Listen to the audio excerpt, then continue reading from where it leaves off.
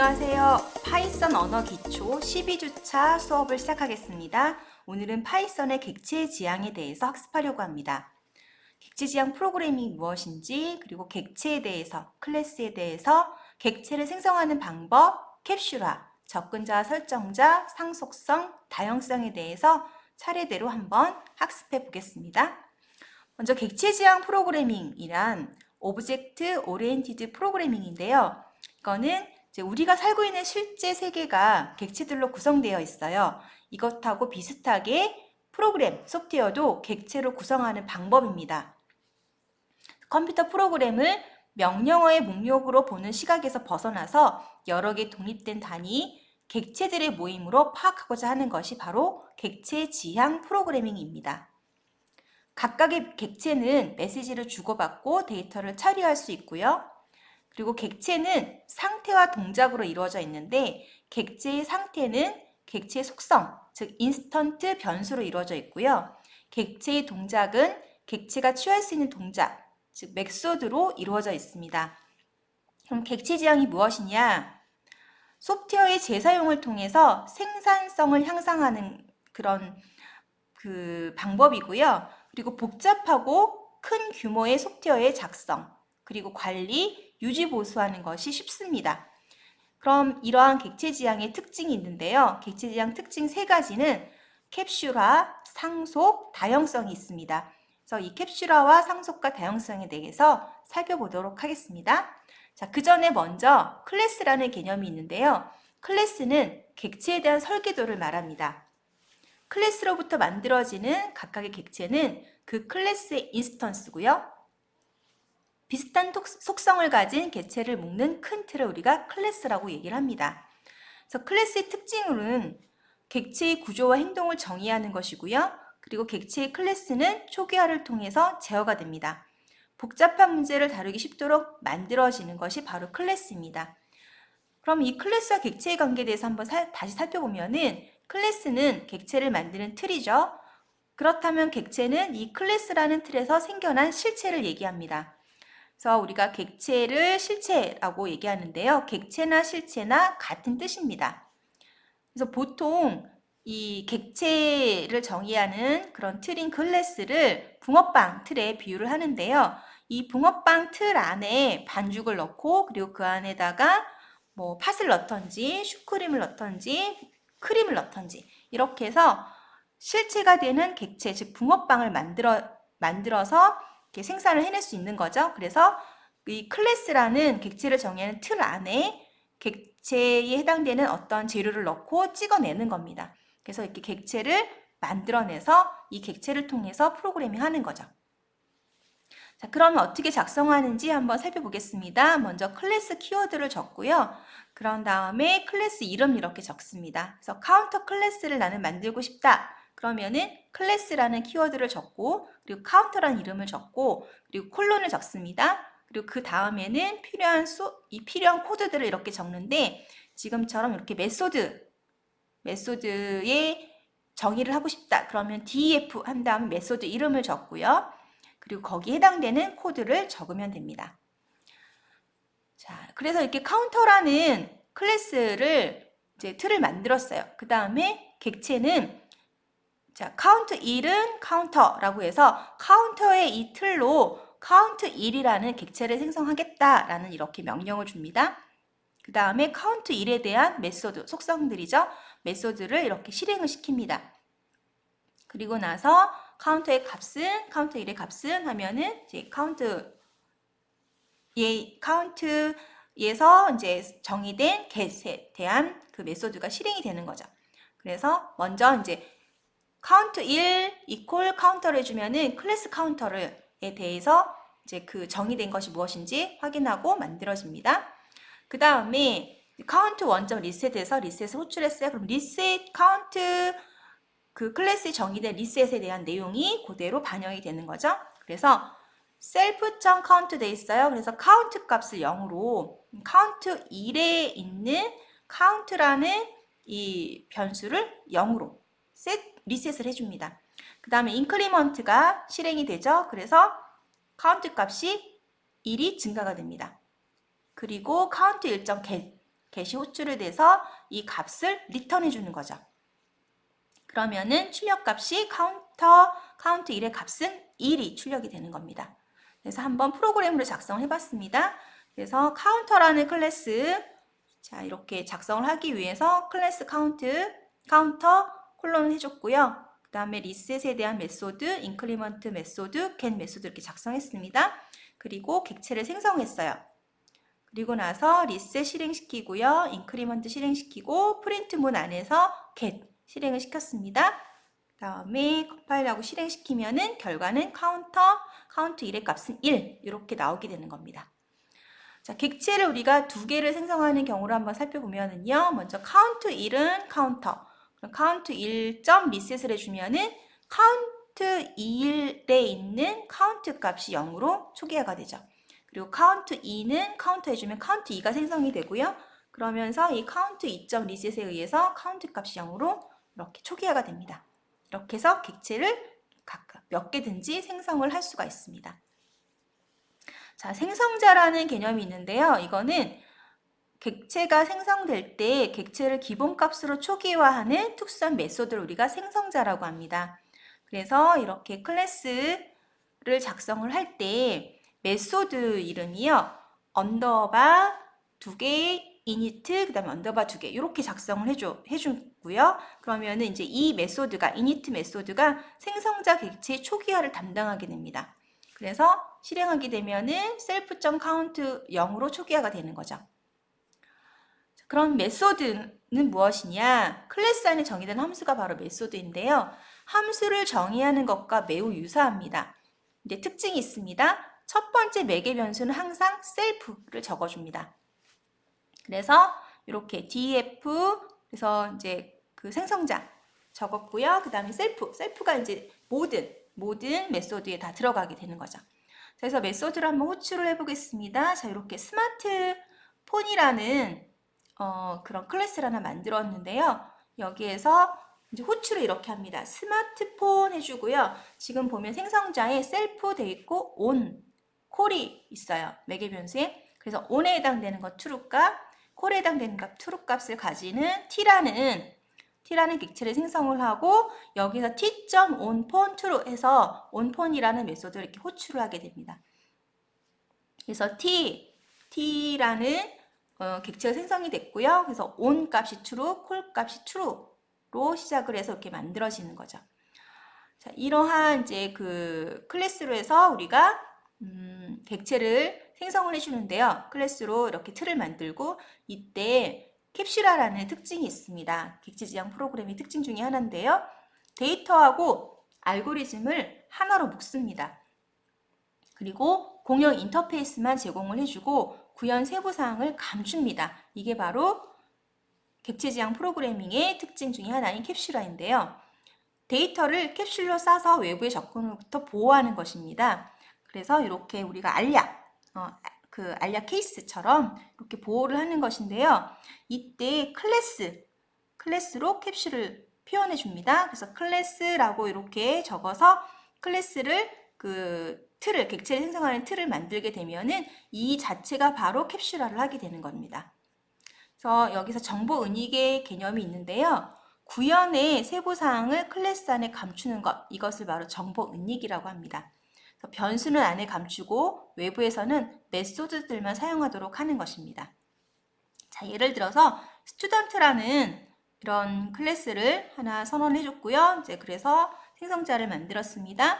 이때 변수들이 있어요. 이제 name, 언더바 name, 언더바 age라는 변수들이 있는데 내가 이게 프린트에서 오브젝트라는 객체에서 age를 쓰겠다라고 하면은 이때 에러가 발생하게 됩니다. 왜냐하면은 변수는 안에 감춰진 정보 은닉이 됐기 때문에 이렇게 쓸 수가 없습니다. 그래서 이때 뭐가 필요하냐면은 이 접근자하고 설정자 메소드가 필요한데요. 이 접근자와 설정자 메소드를 이용을 해서 인스턴스 변수에 접근을 할 수가 있습니다. 그래서 우리가 흔히 이렇게 은행을 이렇게 비유를 하는데 은행 창구에 가서 우리가 그 은행에서 일하시는 분에게 뭔가 돈을 입금하거나 출금하면은 이 은행에서 일하는 은행원이 직접 돈을 이제 인출을 해주는 거죠.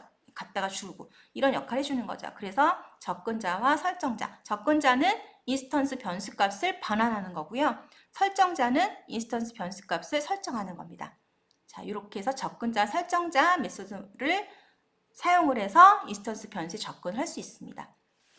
은행 계좌를 클래스로 모델링하는 예를 한번 살펴보겠습니다.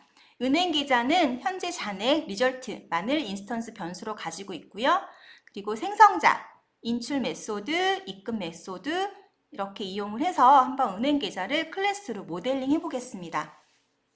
자, 그래서 이 생성자하고 인출 메소드, 입금 메소드 각각에 대해서 다음과 같이 이렇게 한번 만들어 봤는데, 자, 먼저 이제 뱅크 어카운트라는 이러한 클래스를 만들어 줬고요. 그리고 그 처음에 생성자 만들었습니다. 그래서 self.result에서 처음에 0, 리절트 값을 0으로 해줬고요. 그리고 withdraw에서는 amount 값을 매기 변수로 받았습니다. deposit도 amount 값을 매기 변수로 받았고요. 이때 이제 인출이니까 리절트 값에서 amount는 빼기를 해주고요. 그리고 deposit은 입금이니까 플러스를 해줬습니다. 그래서 얼마를 출금했다라는 것을 이렇게 withdraw 해서 출금할 때는 출금 메시지가 나오게 해주고요. 그리고 입금할 때는 입금 메시지가 나오도록 이렇게 했습니다. 그리고 이제 여기 그 withdraw하고 그 다음에 deposit 메소드에서 리턴을 통해서 요 리절트 값을 출력할 수 있게끔 이렇게. 그러니까 메소드를 이용을 해서 이 리절트, 이 변수 값을 활용할 수 있게끔 이렇게 만들어줬습니다.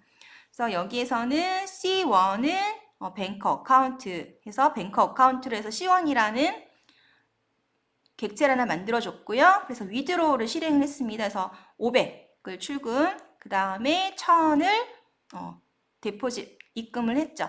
그리고 이제 리턴을 내가 받아서 처리를 하겠다 그러면은 이제 이걸로 프린트해서 이제 그 데포짓한 값을 리턴을 받아서 처리를 또 할 수가 있습니다. 자, 그러면 한번 프로그램 돌려본 걸 한번 확인해 보면, 자, 이렇게 뱅크 어카운트 그 생성자 만들어줬고요. withdraw 메소드, 그 다음에 deposit 메소드, 그리고 이제 객체를 생성하고 실행을 시켰습니다.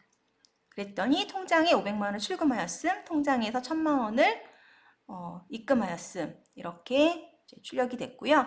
그 다음에 상속을 한번 보면은 inheritance라고 하는데요. 이거는 무엇이냐?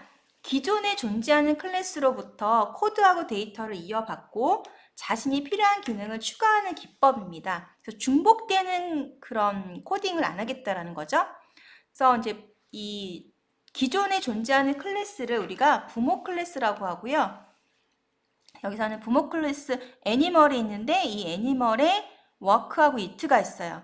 근데 이걸 그대로 상속을 받아서 이제 휴먼과 그 다음에 도그라는 클래스에서 웨이브하고 웨그를 추가를 한 거죠. 그래서 워크하고 이트가 그대로 상속이 돼서 휴먼과 도그의 이 내용이 그대로 들어가게 되는 겁니다. 이게 바로 상속이에요. 그래서 상속과 이즈어 관계가 있는데요. 무엇이냐? 객체지향 프로그래밍에서는 상속이 클래스 간의 이즈어 관계를 생성하는 데 사용이 되는데, 예를 들어서 이런 겁니다. 푸들은 강아지다. 자동차는 차량이다. 꽃은 식물이다. 사각형 모양이다. 그러니까 푸들은 더 자세하게 나간 거죠. 그래서 요거는 자식 클래스가 되고요. 강아지라는 거는 부모 클래스가 됩니다. 그래서 그 클래스 간의 상속으로 인해서 이제 그 강아지라는 특징을 상속을 받으면서 강아지 중에서 푸들이라고 이렇게 특정 지을 수가 있는 거죠. 이러한 클래스 간의 이즈어 관계를 생성하는데 이제 이 상속을 이용을 하게 됩니다. 자, 그럼 이런 상속을 어떻게 구현하는지 한번 살펴보겠습니다. 부모 클래스를 우리가 슈퍼 클래스라고 하고요. 자식 클래스를 서브 클래스라고 합니다. 그래서 먼저 이렇게 클래스 하고요. 부모 클래스는 이미 만들어 놨고, 그 다음에 자식 클래스 이름을 적고 나서 가로 안에 이렇게 부모 클래스 이름을 적습니다. 그리고 자식 클래스에 대해서 생성자와 메소드 이렇게 적으면 되는데요. 자, 각 클래스에 코드가 중복되는 경우에 이 중복되는 코드를 부모 클래스에서 모아서 상속 처리를 하게 됩니다. 그러면은 이제 이 코드가 중복되지 않습니다. 그래서 여기 보시면은 카, 트럭, 버스가 있는데 set speed, turn이 각각 다 똑같은 메소드가 있어요. 그러면은 자, 여기 카, 트럭, 버스의 똑같은 코드들을 바이클에다가 이렇게 넣어주고요. 그 다음에 카, 트럭, 버스라는 자식 클래스를 이렇게 만들어주면 됩니다. 그래서 중복된 코드는 부모 클래스에 저장을 하고 자식 클래스에서 이렇게 상속을 받는 거죠. 자, 그러면 이걸 가지고 프로그램을 한번 작성을 해보면, 자, 그래서 부모 클래스는 일반적인 자동차를 나타내는 클래스 카라고 놨고요. 그래서 여기 보면 생성자 이니트 넣어줬고, 그 다음에 set speed하고 get 디스크를 이렇게 넣어줬습니다. 그래서 이제 get 디스크에서는 차량 이퀄 해서 이 값을 스피드를 출력해 주는 거죠. 리턴을 해주는 거죠. 그 다음에 자식 클래스는 이제 트럭을 나타내는 클래스인 트럭카를 작성을 했습니다. 그래서 여기에서도 이제 생성자 있고요. 메소드 set luggage를 추가를 했습니다. 그럼 여기에는 앞에서 그 부모 클래스에서 있는 메소드에다가 set luggage가 추가가 되는 겁니다. 자, 그래서 한번 프로그램, 자, 카 작성했고요. 그 다음에 트럭카 상속을 받은, 그래서 트럭, 그 다음에 괄호 안에 카라고 적어서 카 클래스를 상속을 받겠다라고 이렇게 표현해 줍니다. 그 다음에 이제 그 오브젝트 1은 트럭카 해서요. 여기 스피드는 90, 그 다음에 러기지는 true 해서 이렇게 받았습니다. 그 다음에 프린트를 하는데요. get disk, 그러니까 이거는 뭐예요? 부모한테 있었던 카에 있던 그 메소드죠. 이걸 호출을 해서 프린트를 해줍니다. 그러니까 여기 부모에 있는 get disk가 여기 상속을 받았으니까 트럭카에도 동작을 하는 거죠. 그래서 차량에서 스피드 값을 리턴을 한 값을 그대로 프린트를 했습니다. 그 다음에 set luggage에서 false 값을 여기다 넣어줬어요. luggage에다 false 값. 자, 그러면 이렇게 실행을 시키면은 차량은 90 이렇게 나옵니다. 90이라는 값을 넣어줬기 때문에요. 자, 그리고 이제 다른 예를 한번 또 들어보면은 일반적인 다각형을 나타내는 shape 클래스가 있습니다. 그래서 x좌표, y좌표, 그 다음에 면적, 그 다음에 둘레를 이렇게 구할 건데요. 이거를 상속받아서 사각형을 나타내는 렉탱글 클래스를 만들 건데 여기에서는 x좌표, y좌표, 가로 길이, 세로 길이, 그 다음에 면적과 둘레를 작성할 겁니다. 그래서 예를 들어서 가로가 150이고요. 세로가 130이에요.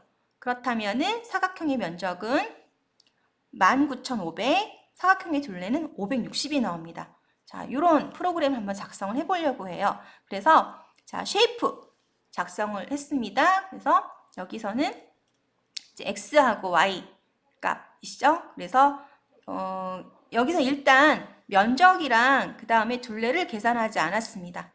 그대로 메소드 이름 적고요. 계산할 수 없음이라고 했고요. 그 다음에 렉텅글에서 쉐이프를 상속을 받았고 여기서는 x, y, 그 다음에 w, h 이렇게 해서 폭과 그 다음에 높이, 깊이를 이렇게 입력을 받아서 처리를 했습니다. 자, 그 다음에 이때 이 슈퍼라고 적은 건 이 앞에서 받은 이 값들이에요. 예, 요거를 이제 이니트 하겠다는 거죠. 활용을 하겠다는 거고 x, y를 그 다음에 이건 입력받아서 쓰겠다는 거고 여기서 다시 이 에어리어에 대해서 적어줬습니다. 프리미터도 이렇게 적어주고 여기서 정의를 해준 거죠. 그래서 다시 재정의해서 사용을 했는데요. 요거는 조금 이따가 계속해서 설명을 하겠습니다. 자, 이렇게 한 다음에 렉텅글에서 0, 0, 150, 30 그러니까 여기에 0, 0 값이 들어가고요. x, y가 0이죠. 그리고 w가 150, 그 다음에 h가 130 이렇게 이런 값을 받는 r이라는 이런 객체를 생성을 했고요.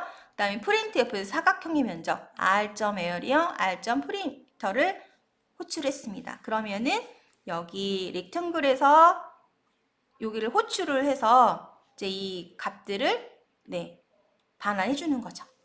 그래서 한번 실행시키면 쉐이프 만들어 줬고요. 그 다음에 렉탱글 만들어 줬고요. 그 다음에 객체 생성을 하고 프린트문에서 각 객체의 그 메소드를 호출했습니다.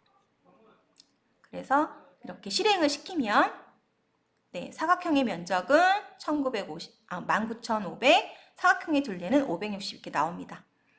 자, 이때 이제 우리가 앞에서 봤을 때요, 부모 클래스에 있는 메소드를 자식 클래스에서 다시 활용을 했는데요. 이걸 우리가 메소드 오버라이딩이라고 합니다. 그래서 부모 클래스의 메소드를 자식 클래스가 자신의 필요에 따라서 변경하는 것입니다. 그래서 이걸 우리가 다형성이라고 하는데요. 자식 클래스의 메소드가 부모 클래스의 메소드를 오버라이드, 재정의한다고 말을 합니다. 그래서 지금처럼 여기 보시면은 애니멀이라는 부모 클래스가 있는데요. 여기에 move를 동물이 움직이고 있습니다 라고 이렇게 프린트하도록 했습니다. 그런데 도그, 자식 클래스에서는 강아지가 뛰고 있습니다로 변경을 했습니다. 이렇게 재정의하는 것이 가능합니다. 이게 바로 다형성입니다. 그래서 이 다형성이란 많은이라는 폴리와 모양이라는 모프라는 의미인데요. 이거 두 개를 더한 건데요. 주로 프로그래밍 언어에서 하나의 식별자로 다양한 타입, 클래스를 처리하는 것을 의미를 합니다. 그래서 동물이 짖는다 라고 했을 때 이 짖다에서 개는 멍멍, 그 다음에 고양이는 야옹 이렇게 하도록 변형을 해주는 거죠. 자, 내장함수와 다형성을 보면은요, 내장함수에 보면 렌이라는 내장함수가 있는데 여기에 리스트가 들어간 리스트의 개수, 문자열이 들어간 문자열의 개수, 딕셔너리가 들어가면 딕셔너리의 개수 이렇게 나오는 거죠. 이것도 다형성 해당되는 거예요. 가로 안에 뭐가 들어가든지 그거에 따라서 개수를 이렇게 출력을 해주는 거죠. 자, 그리고 상속에도 다형성이 들어가는데요. 여기 있는 것처럼 상속을 받아서 이렇게 쓸 때 여기 해당되는 메소드를 이렇게 변경을 해서 알 수 없음을 멍멍으로, 그 다음에 꾀꾀으로 이렇게 덕이라는 클래스에서는 꾀꾀으로 이렇게 바꾼 거죠. 그래서 애니멀리스트에다가 이렇게 넣어줬습니다. 이제 도그에서 도그 1 해서 이렇게 계속 불러준 거죠. 그러면서 이 애니멀리스트에서 이 B 값으로 이걸 다 넘겨주면서요. 스피크를 실행을 시켰습니다. 자, 그러면은 한번 요거를 실행을 한번 시켜보겠습니다. 그래서 애니멀에서 초기 생성자 해주고요. 스피크, 셀프, 알 수 없음 해줬고요. 그 다음에 도구에서는 상속을 받아서 멍멍으로 바꿨고, 덕에서는 상속받아서 꾀꾀으로 바꿨습니다. 그 다음에 이제 애니멀 리스트 안에 이대로 이렇게 도구 이용해서 도구 1, 그 다음에 덕해서 덕 1 해서 이렇게 만들어줬고요. 여기에서 이 각각에 대해서 스피크를 실행을 시켰습니다. 그래서 실행을 시키면은 자, 지금 도구가 2개예요. 그래서 멍멍 2번, 그 다음에 덕이 2번이에요. 그래서 꾀꾀 2번 이렇게 출력되는 것을 우리가 확인할 수 있습니다. 자, 오늘은요 파이썬의 객체 지향에 대해서 살펴봤고요. 그래서 객체 지향이 무엇인지, 그리고 객체에 대해서 클래스의 개념, 객체를 어떻게 생성하는지, 그리고 객체 지향 프로그래밍의 캡슐화, 상속성, 다양성에 대해서 살펴봤습니다. 수고 많으셨습니다.